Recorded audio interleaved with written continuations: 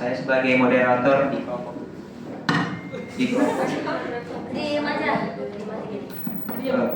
nama saya Nabil Arisa Putra. Saya sebagai moderator di kelompok kita.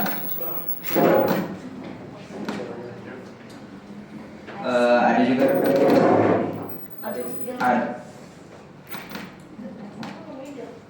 ada juga rekan tim saya yang akan mempresentasikannya. Boleh kenalan, Mas? Sebelumnya, Assalamualaikum warahmatullahi wabarakatuh. Perkenalkan, nama saya Raffi Akbar Indonesia.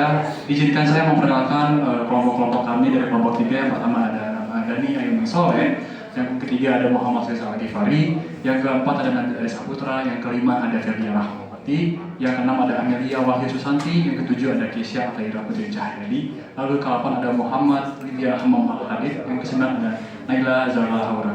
Baik, selanjutnya saya akan bacakan materi selanjutnya.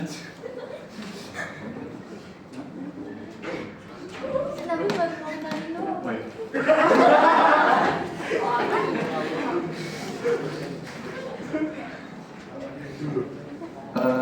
Baik, kali ini kelompok 3 akan memperkenalkan asrama tentang Pancasila, tentang sila ketiga, tapi dalam rangkung asrama.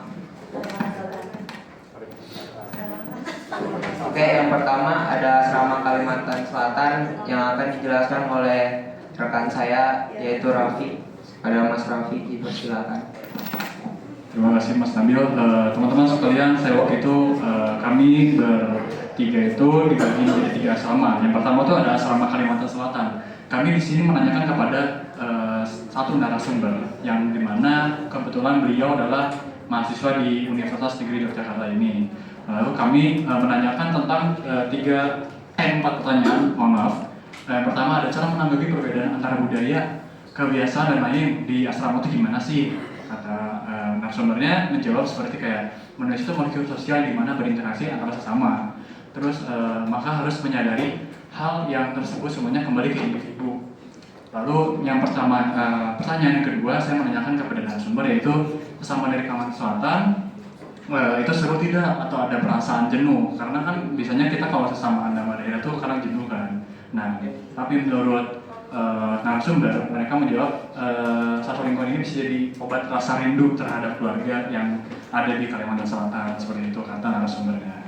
Lalu pertanyaan ketiga, bagaimana sih menurut dan mengatasi perbedaan pendapat? Biasanya kan di asrama itu ada setiap orang berbeda, ada perbedaan pendapat kan.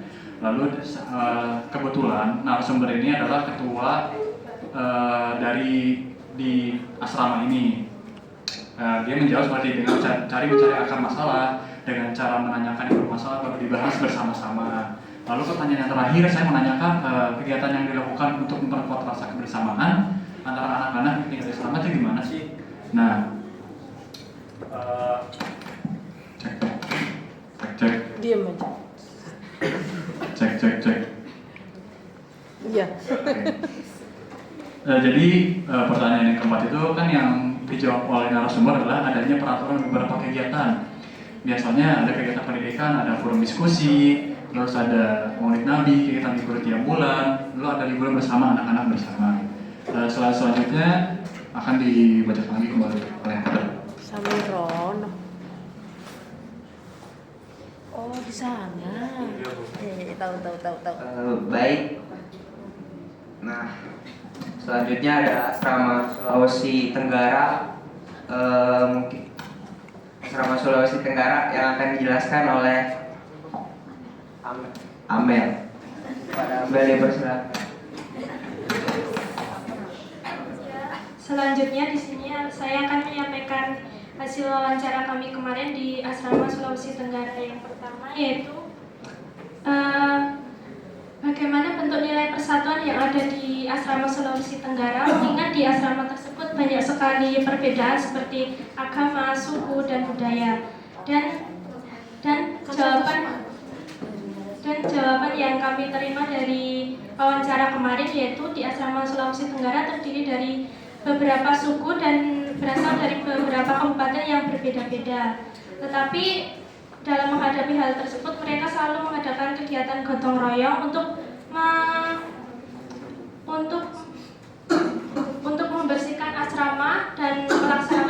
publik. Dengan adanya kegiatan tersebut, mereka menjadi lebih akrab dan nilai persatuan mereka juga semakin meningkat.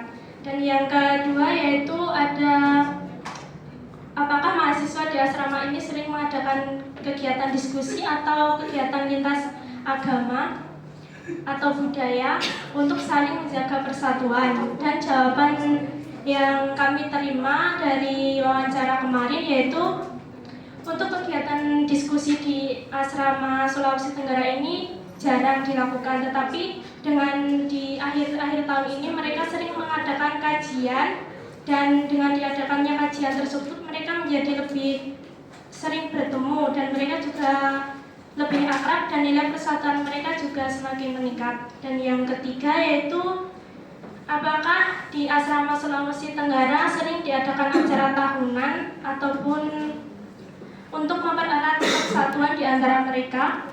Dan jawaban yang kami terima dari wawancara di asrama Sulawesi Tenggara kemarin yaitu di asrama tersebut sering diadakan acara tahunan seperti kegiatan lomba pada saat Hari Kemerdekaan Indonesia dan Hari Sumpah Pemuda. Mereka melakukan lomba seperti futsal ataupun catur. Dengan diadakannya kegiatan tersebut, mereka menjadi lebih akrab karena mereka bekerja sama dan tali persaudaraan mereka juga semakin erat. Terima kasih.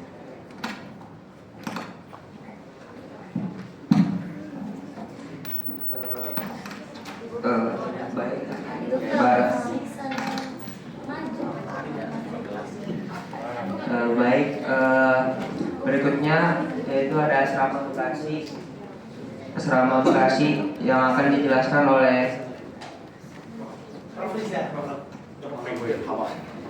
yang akan dijelaskan oleh Mas Hamam, Mas Livian. Yang pertama saya menanyakan bagaimana cara mengatasi perbedaan pendapat yang ada di asrama Bekasi. Dan jawaban dari anggota asrama Bekasi yaitu cara mengatasinya mengambil jalan tengah dengan cara musyawarah dan menghargai dua perbedaan yang baiknya mengatasi dengan mengambil jalan tengah. Yang kedua, sesama dari Bekasi tetapi memiliki sifat yang berbeda-beda, bagaimana cara mempersatukannya. Menurut pendapat dari anggota asrama Bekasi, mereka akan melakukan interaksi sosial yang dapat mempersatukan mereka tersebut. Yang ketiga, apakah suka jenuh dengan persatuan yang ada di asrama tersebut? Mereka menjawab tidak jenuh karena kita memiliki watak yang berbeda-beda dan sifat yang berbeda-beda, akan tetapi kita sudah memahami satu sama lain. Mungkin sekian dari saya. Mungkin akan dilanjutkan moderator. Baik, terima kasih atas Mas Livian. Terima kasih atas Mas Livian penjelasan.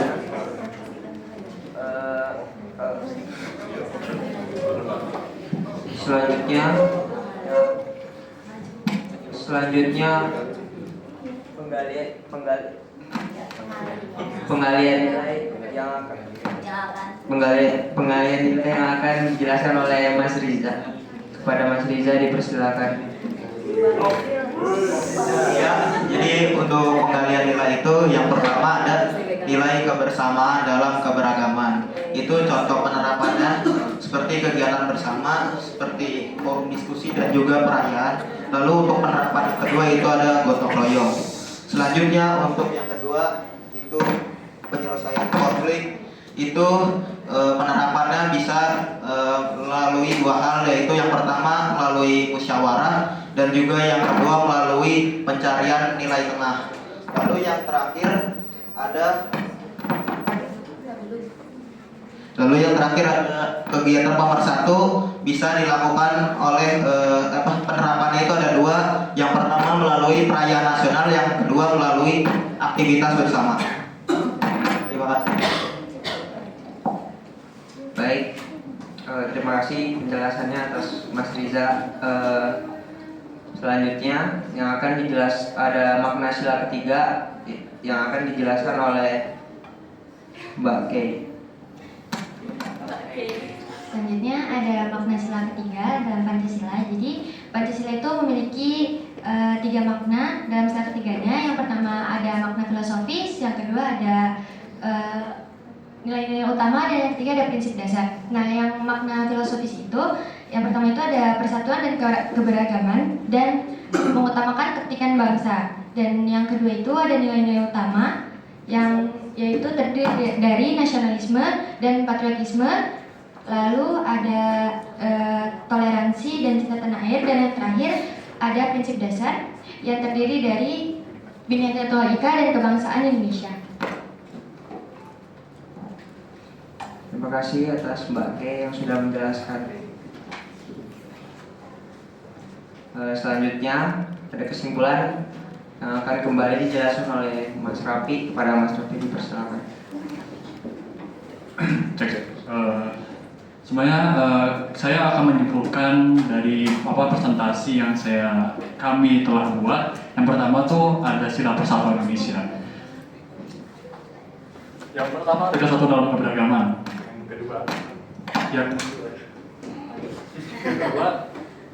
Yang kedua ada mengutamakan kepentingan bersama. Lalu yang kami sebutkan adalah poin kedua adalah mengimplementasinya di asrama itu gimana sih? Yang pertama tuh ada kegiatan bersama dan bermusyawarah. Lalu yang kedua ada toleransi dan gotong royong. Lalu poin ketiga yang kami ambil adalah hasil tercapai gimana sih di asrama? Yang dari narasumber kami yang kami analisis dan kami kumpulkan itu adalah mencapai harmonis dalam keberagaman di asrama daerah masing-masing. Lalu kami akan menunjukkan video kami di asrama saat menanyakan kepada narasumber. Ini dicabut dulu, bos.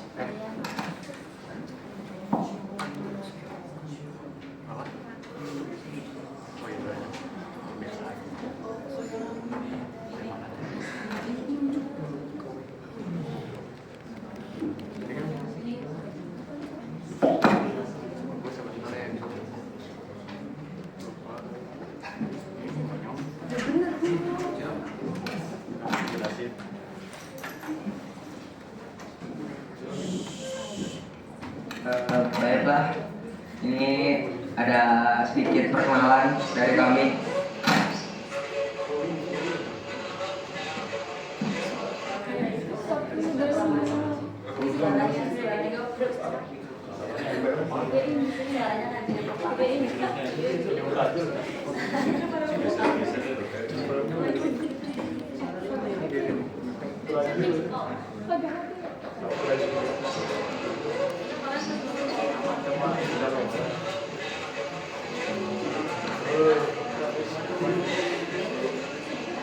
Maaf ya guys, suaranya rada kurang jelas emang, karena waktu itu tempatnya lagi rame banget.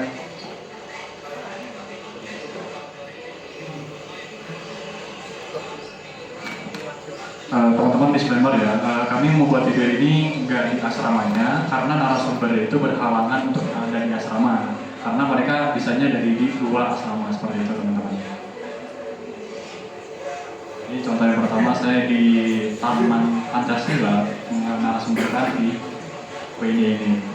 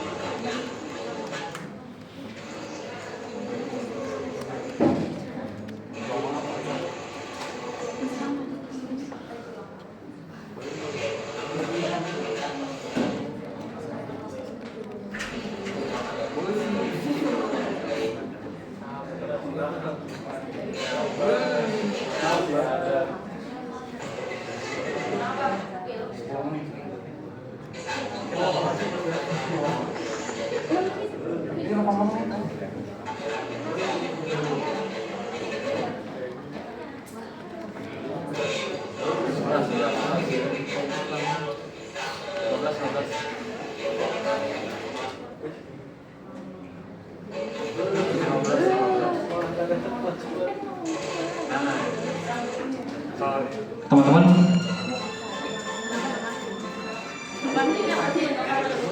Itu kemana?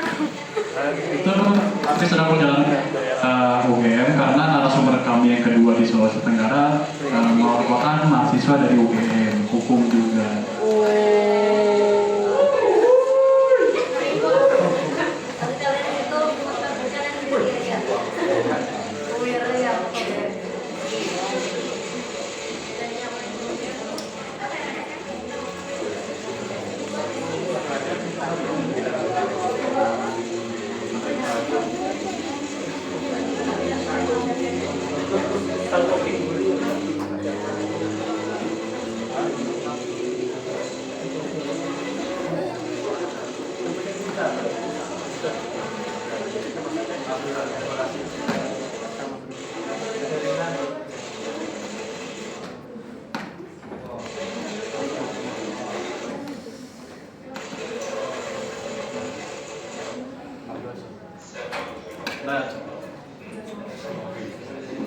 Oke teman-teman, di sini kami sedang mewawancarai narasumber yang ketiga dari Bekasi.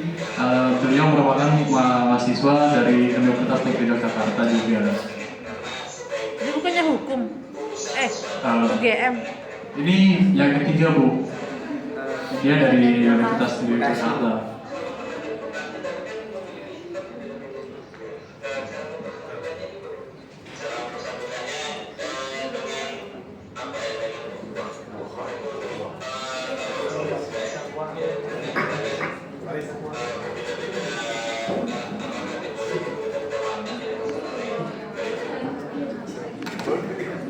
Jadi teman-teman, segitu aja dari video kami. Waktu dan tempat kami kembalikan kepada moderator.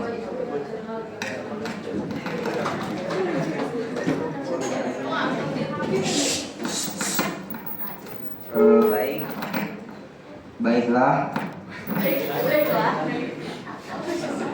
Jadi telah selesai sudah presentasi dari kelompok 3 ini.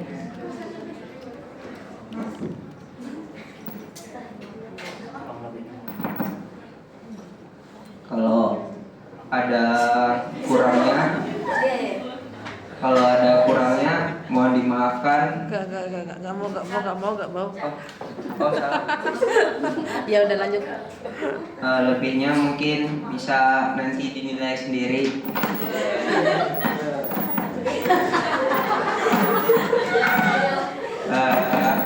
Baiklah, saya sebagai moderator dari kelompok 3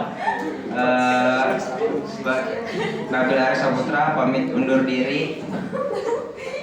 Assalamualaikum warahmatullahi wabarakatuh.